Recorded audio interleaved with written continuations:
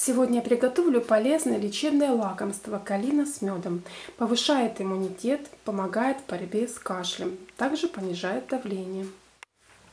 Предварительно калину необходимо очистить от веточек и вымыть. У меня здесь 1,5 стакана калины. Кипятком заливали для того, чтобы ушла горечь, неприятный вкус, дополнительно убьются микробы. Теперь калину необходимо протереть через сито при помощи ложки, а лучше ступки.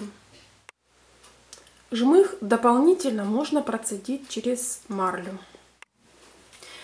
На 1 стакан получившегося густого сока необходимо добавить стакан меда, тщательно размешать.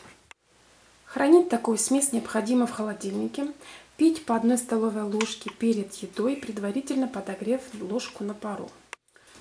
Если у вас нет меда, тогда можно добавить к калине сахар.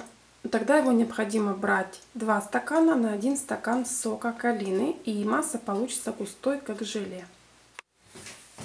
Подписывайтесь на канал, ставьте лайки, чтобы другие видели рецепт. Всем желаем крепкого здоровья и до новых встреч!